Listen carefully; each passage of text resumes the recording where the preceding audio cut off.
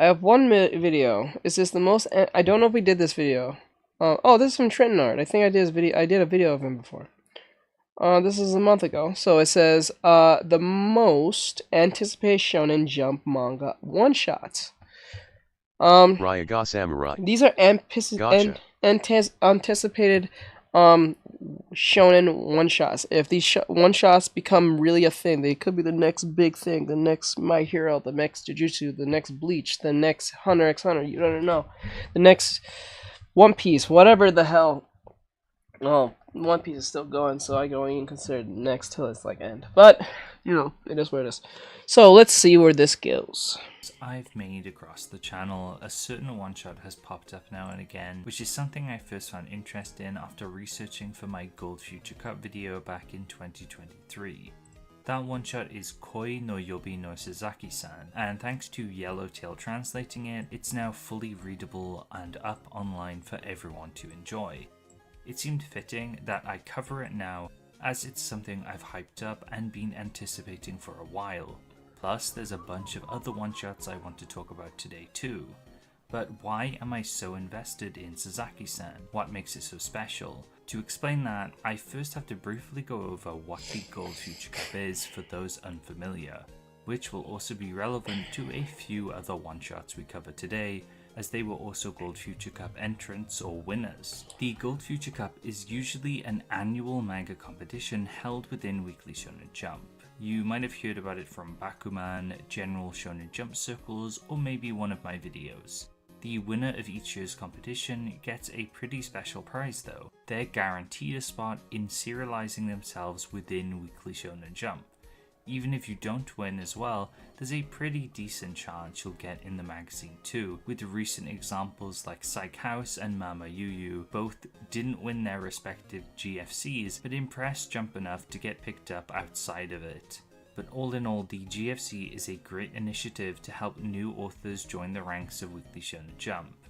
While usually the series that are published by winners don't go far, hence the Gold Future Cup curse, this opportunity is still really great, and to fans of Jump who love speculating on the future of the magazine, knowing a possible future author or even series is huge and exciting, since usually future series are completely unknown until they're released. Sasaki-san was the winner of its batch in 2022, and we've seen another Gold Future Cup come and go since then, so anticipation has only been building for the author to serialize something. It's not just this aspect though. Sasaki-san's artwork, its bright pink color page featuring the numerous pink-haired schoolgirls framed with shooting stars all around them, just looks engaging to me. And the plot at the time seemed intriguing, a sort of romance manga with a neat little twist. It just is something that appealed to me, visually and on paper, and I'd love if Jump had a manga like this in the magazine to read week by week. And maybe a portion of me is being blindly optimistic by saying that, since I didn't know quite what the one-shot was like, but it awakened a childish whimsy in me that I couldn't help but give into. But now the entire one-shot is translated, so did it live up to my expectations? If you want to read the one-shot first, I'll leave a link in the description, check it out and come back or not, since for once I'll be giving my full thoughts and a rundown of it here. Usually I go into a lot of detail, since these are only short 40 to 50 pages long stories, and I encourage people to read them all, but I'm far too invested to not cover this one in detail. But without further ado, let's jump straight into Koi no Yobi no Sasaki-san, the one-shot I've been waiting to read for over a year. We begin with Sasaki sitting under a starlit sky where she wishes upon a shooting star for normal love. But then we see that she's actually sitting on a satellite, and it immediately establishes that she's a character who's fun, childish, and literally out of the world. And to contrast with that, our second character, Toru Hoshimaki, couldn't be any more ordinary. He's someone who doesn't stand out, who doesn't excel at anything in particular, and doesn't quite understand love.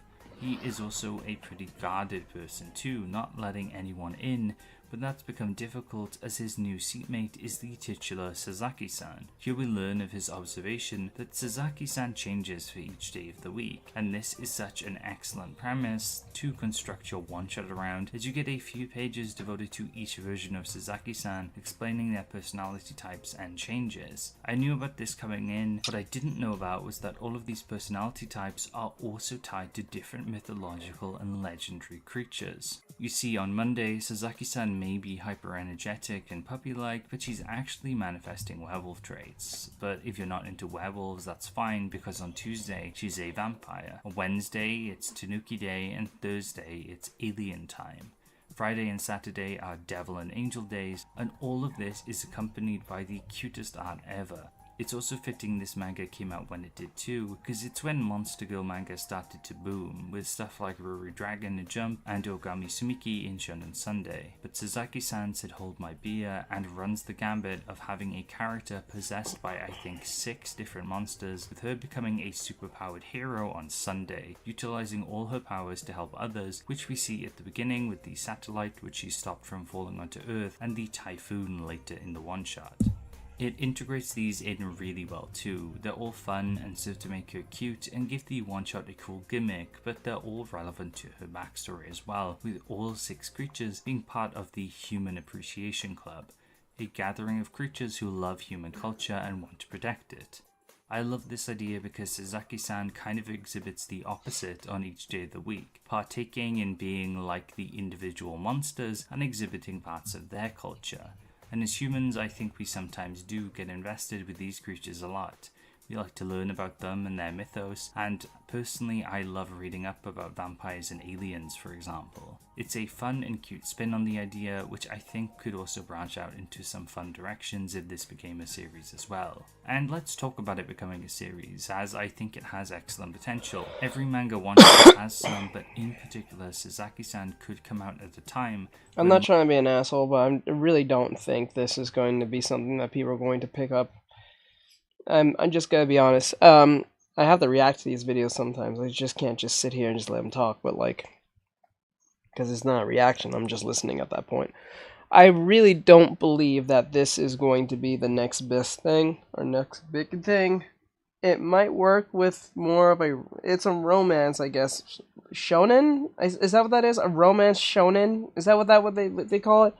I just don't think this has the staying power like a Jujutsu Kaisen or Ryaga Samurai. Anything close to that. It can be a cutsy slice of life. Yeah, that's how far I see it, but the way he's presenting this is that this is going to be something that's going to be the next big... Well, not the next big thing, it's more of his thing. This is something more of what he likes, I believe. This is what it comes off to me, but... Remember, these are one-shots? So, like, if it's one-shots, right? That could be something. I don't think this is something that could be something. I just, one-shots wise. It's cute, but I don't see it. But then again, I could be wrong. Doesn't mean what I say is some type of... Monster Girls are big, rom-coms are fairly popular, and with Blue Box possibly entering its later chapters, Jump might want a new one, though it'll have to be up against Himeten now. But as a concept, does it have what it takes to I don't be think a so. long runner? And I think the answer to that question is yes. The romance plotline between Sasaki and Hoshimaki is cute. You could wait a while for their relationship to build, or just see how Hoshimaki reacts to the different versions of Sasaki-san for a long time. Thematically, you could introduce ideas of Sasaki's sense of self. Who is the real Sasaki? What does this mean to her? I think a lot of cool emotional Ryaga stuff Samurai. could come from that. Yeah, but JJK level of popularity? Yeah, but no, not even close. I don't even think this is like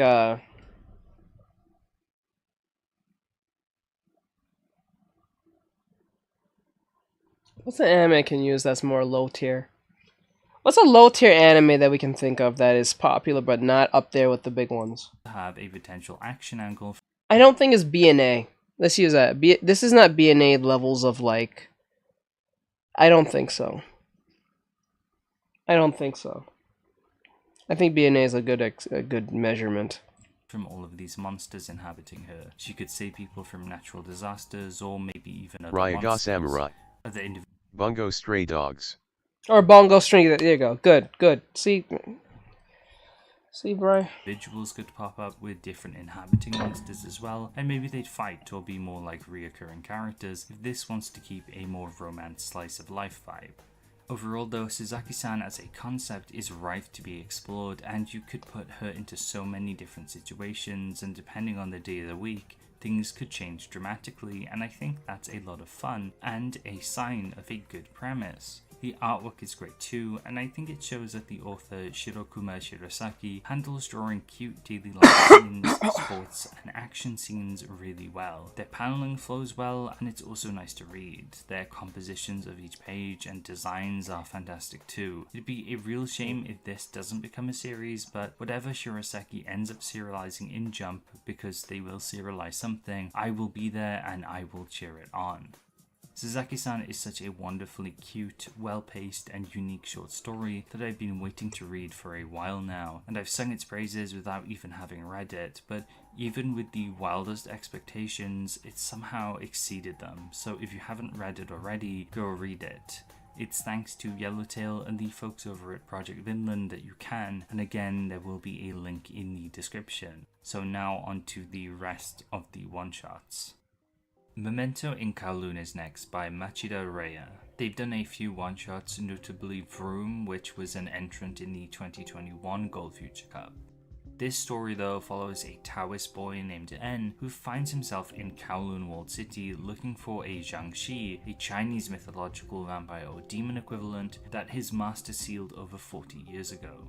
This Jiangshi, Ma Fu, is found rather unceremoniously, and this is where the one-shot defies expectations a bit. This isn't about exercising Ma Fu or stopping him for good in the usual shonen battle sense, but for him to attend En's master, Ganon's funeral, the very exorcist who sealed Ma Fu in Kowloon many years ago. While the one-shot does have some admittedly great action later on, it excels at giving its short story and message about change and abandoning prejudices. It does this while also characterizing Ma Fu not as a bloodthirsty monster, but as a quirky individual with his own likes and rhythms of life. It does this so well for the little amount of pages it has, and the art is stunning. I especially like how drugged out Ma Fu gets and the spreads towards the end of the one-shot. I didn't expect to feel so much from this one based on the cover, but it's a really nice, meaningful little short story that uses its setting of Kowloon Walled City to enrich and ground its ideas. Oh, Kowloon, huh? Oh, Kowloon. I know that place. Known to have crazy violence there. It was, I forgot if it's, like, still real. I think it was kind of real. I forgot it was a game based on that place.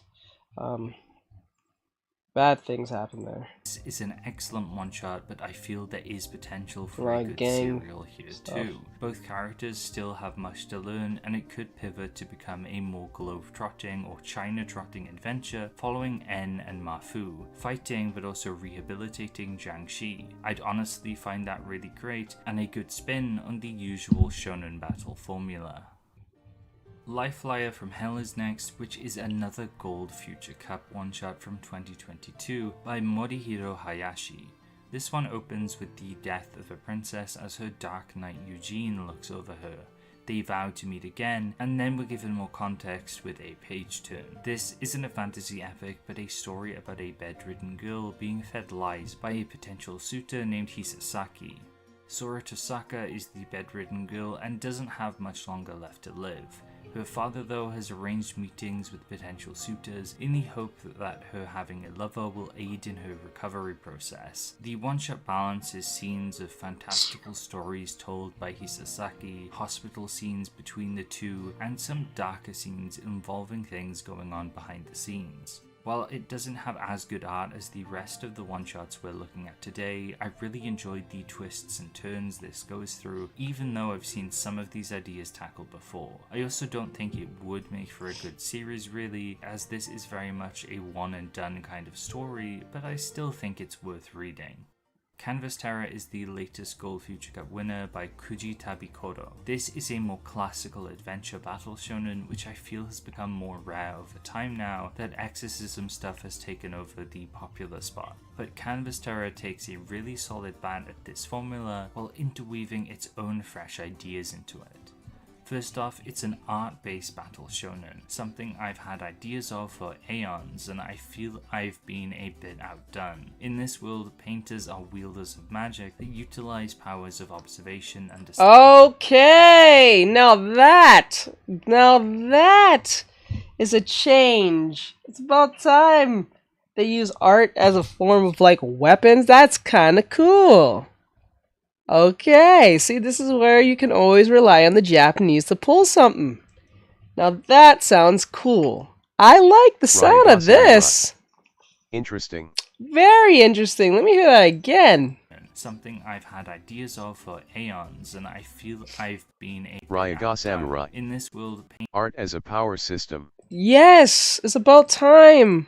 Which I feel has become more rare over time now that exorcism stuff has taken over the popular spot. But Canvas Terror takes a really solid bat at this formula while interweaving its own fresh ideas into it. First off, it's an art-based battle shonen, something I've had ideas of for aeons and I feel I've been a bit outdone. In this world, painters are wielders of magic that utilize powers of observation, understanding and imagination to conjure various things through painting. For instance, our main character can paint a sword which he can wield and use like the real thing, with the main caveat being that these things, if they're objects, disappear when the painter goes to sleep. There is one exception though. A magical artifact called the Eternal Paintbrush can bypass this limit, which is what our protagonists, Kaiga and Thea, are looking for. This is all illustrated with such a clean Ryaga Samurai. style that Now I want the main villain to tell the MC to master the 6 fundamentals LOL. Let's go. reminds me of early One Piece, which fits since the main conflict. Let's go, bro. Oh god, that made my day. Let's go, bro. Let's go. Oh, that was the most base thing I heard. The one-shot feels like an early chapter of One Piece with a few twists which I won't God mention dang, because that I was think cool. they're genuinely captivating. Well By said. far do I think this one-shot above the others is most suited for serialization though. It feels like a chapter 1, introducing its protagonists, Ryaga its Samurai. world, its power Let's go. Let's go. system and a plot hook to use seamlessly while remaining fun and interesting. There's clearly a lot more to this story and the power system, and a focus on art is a potential gateway to limitless ideas and themes, since art is such a rich and personal topic to explore. As such, I really hope we see Kuji Tabikodo with a serialized version of this, because to me, it feels like a surefire hit. Baike Kitsune no Shushin is the final one-shot we'll be covering today, and a newer one from Jump. It's another cute one too by Takumi Sumida. This one follows a kitsune called Yugo Izumo who's quite talented at transforming. Even so, he fails to catch his classmate Akane Kamogawa off guard, who shows little emotion when he pops out of hiding to surprise her. While the cover and beginning may lead you to think it's mostly about the kitsune, this one shot actually uses the concept and the idea of wearing a mask like a kitsune to do a little character study on Akane, who I'd say is the true protagonist. While usually she walks around with a dopey smile and is happy to help anyone, on the inside she's an exceedingly anxious individual who finds it hard to engage with others and speak her mind. And this is what the story is all about. The art is fantastic, it's cute and bubbly, and I just love how the characters are drawn, especially the faces. It reminds me of Ruri Dragon or Ogami Sumiki, which I mentioned earlier. The art helps the story remain soft too, so it can engage with a subject matter that's very important for children and also for adults. It's important to acknowledge your real feelings and not hide behind a mask all the time, because they wear away at you inside. While the message delivered here is strong and works great for a one-shot, I think this would need to change if it were to be serialized. But just like Tazaki, it's in its own little subgenre of slice of life with monsters that's fairly popular right now, so I think it could become a cute series about these two characters helping others or causing a little bit of mischief throughout the school. And those were today's 5 one-shots, with a bit of a big focus on Sasaki-san, but please don't let my passion for it take away from the other 4, since I think they're all brilliant. We have some truly amazing authors to look forward to in Jump and outside of it, if this is the quality of today's young mangaka. Links to all 5 will be in the description, and a big thanks to Melons and Yellowtail, who have both I'm done not gonna a ton lie. of work in getting these out. The one with the art one was the most impressive. Everyone was kind of like meh. I'm not gonna lie. The last one, I mean the one with the painting was the best one. I'm sorry, hands down. I know I sound being biased because of the art thing, but it is a power system shonen that always wins, especially if the power system already sounds or the magic system, depending on who you're asking, is always a win for me, because there's always a different spin on how power systems are used. So like romances are great and all, don't get me wrong, but nothing kills a good power system, especially if it's a battle of shonen, because there's a new possibility of how this could work. So it is what it is. I'm sorry. I'm being biased. I'm being a bit biased, I know, but geez, I can't. That one, the art one was the best one. I'm sorry. I literally think that was the best one for a one-shot. All right, so I will finish this a little bit later. But with that said, like, subscribe, share, follow, and comment. I hope you guys enjoyed this. We got stuff done. We almost got it done in time, but we're pretty much close to the end. I'm not even gonna lie to you, because like all of it just needs to be just re-cleaned up.